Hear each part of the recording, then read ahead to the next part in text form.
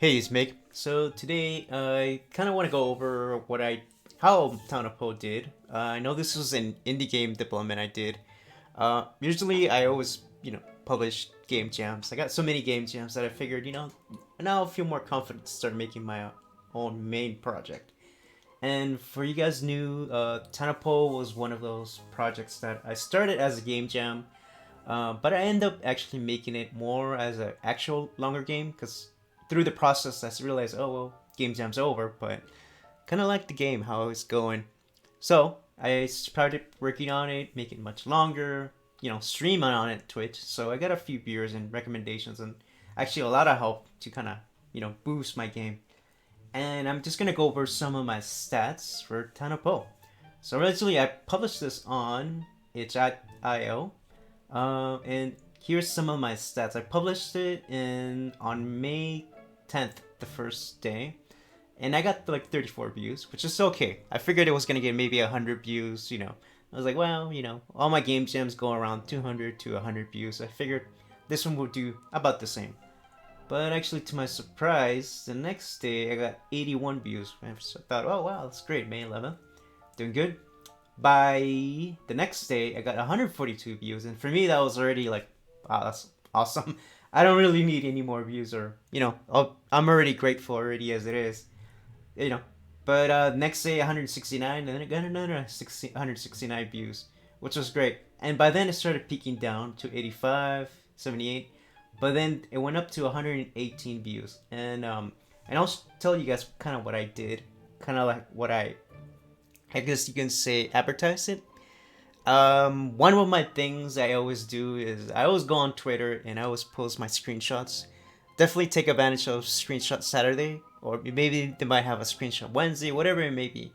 For sure, the normal days is Screenshot Saturday on Twitter. Go ahead and put your hashtag in there. It really helps boosting your game. You don't know how much Twitter has helped.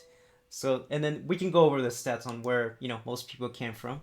Um, Say majority of them actually got to visit my main homepage, which was on h.io, and then from there they got to play other game jams or other games I might have published. But by then, when I was originally making the game, I already a few followers on Twitter, which already had my main page on Twitter. So I already had a few fans, which was great, right? Had a couple followers, and that really helped, right? And also including, you want to do is use the hashtags that itch has. Twitter, I should say Twitter, not Twitter, but itch has hashtags. So you can see on my edit profile what you want to do. For example, you want to add kind of like a short descriptions, like, can you figure out the murder in the town of Poe? And classifications, of course, games, but this is where you kind of want to look at these hashtags, so these tags, right? You want to do it in like a 2D tag or whatever your game might be, either 3D, whatever it may be. In my case, it was a 2D game. It was a haunting game, a horror type of game, more mystery game, puzzle, and a top-down adventure. You want to just have what's ever the best hashtags that works for you. And in my case, actually, I got a lot of hits from horror. More people were, going in through the horror hashtag and mystery hashtag. So that really helps. So definitely use your tags wisely. Know what your game is about, and then you'll definitely get a lot of views from it. So more on the analytics. So right now it's already down, but I'm still getting a few views. This was a total views 1,137, 10 downloads. And downloads could be part of views, right? It depends on your browser you use. I already found that out.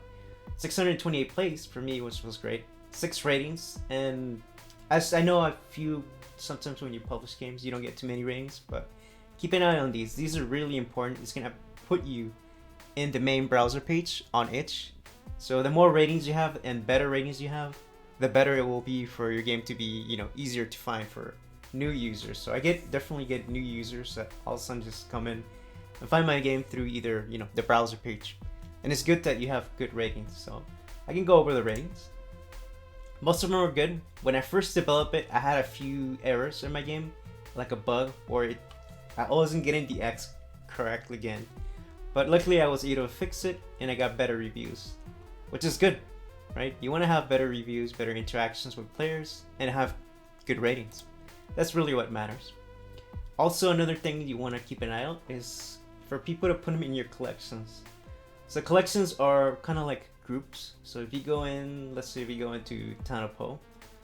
So here's Town of Poe, right? You can add it into collections right here in this section. And what this does, it just says, oh, I like this game. Kind of like, like a favorite of your game. Or you can put in your own collections, right? You can do add collections. You can say 3-hour game jams, whatever you may be. Or you can say games I haven't played. So a lot of people do that.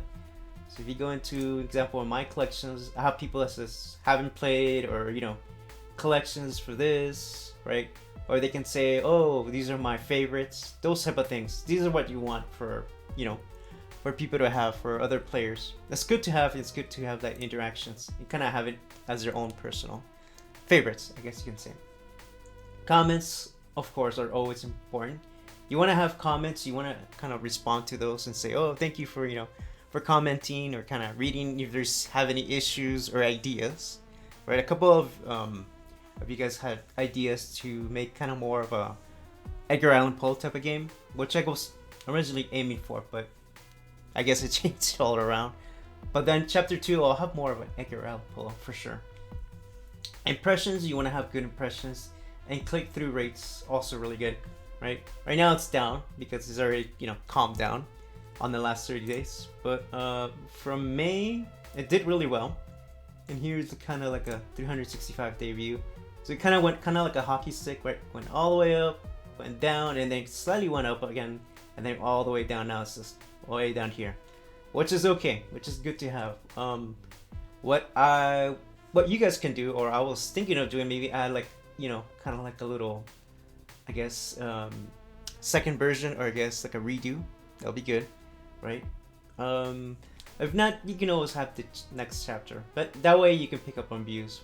If it's like, if I was originally going to sell the game, I probably would have done like another, like a sale, which is important, right? Having sales, or those type of things where you kind of can do like a side quest, or you add a new feature to it, right? Those would increase your views. And take advantage of any tools that are available for itch.io. For in this case, if you go to distribute and you go to widgets, there's going to be this section where you can kind of copy paste, right? Create this little widget that they made for you. And this is good, like if you want to go into forums or paste, kind of distribute it out there for other players to play. You can put it like on Facebook, those type of things, if you're in other social medias. Definitely you're on Twitter, pin this, right? Put a pin on it, say, oh, game's now available, play it, and it's good to have. Definitely you want to have these, take advantage of these widgets, right? You want to take advantage of anything like download keys, if it's kind of like a download, or you have other people playing. Notifications, don't worry about that. Kickstarter, if you have a Kickstarter, Patreon access, all those settings that you need. And you can also, embed the game if it's below to embed. Okay, so that was chapter 1. Chapter 2, though, I do want to have the Telltale Heart section of Edgar Allan Poe.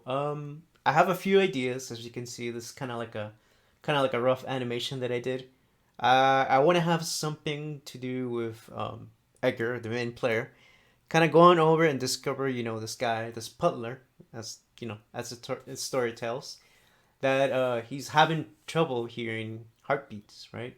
And you can see kind of like the wooden door coming out, up and down, up and down. And you have to solve the mystery of, what's going on. And it'll go in deeper, it'll be kind of like a similar process as how the original Telltale Heart was. You have the original wooden floors that, it's heart palpitating. So I'll have that image in there. And maybe I'll do like a cinematic view or something. Kind of like do like a video enhancements, that sort of thing. I definitely want to do that section, and it'll be a mystery all around. So what I'm thinking, Edgar can go in, talk to the butler and discover the mystery of the ghost that's doing all the hauntings. Also, I want to keep in the Raven section too. So I might do like a mini section in there of the Raven, and then maybe even the Pin the Pendulum too, right? I can do something like a little section in there where I can do about the Pin the Pendulum. And just, those are some of my ideas. Definitely, if you guys have any other ideas, let me know. This is kind of like a rough animation that I have so far, and that's all I have left. If you guys want to support, Town of Poe Chapter 2, let me know if you have any ideas. But definitely before I finish the slime dungeon game, Along Came a Slime, I want to focus on that one too. I'll probably do a little stuff, a little draft animations for Chapter 2. But this is kind of like, like a little hint of where I'm going with Chapter 2 of Town of Poe. And again, if you guys like this video, hit the like button, subscribe, and I'll be doing more videos now on YouTube. Thanks again, guys. Appreciate it.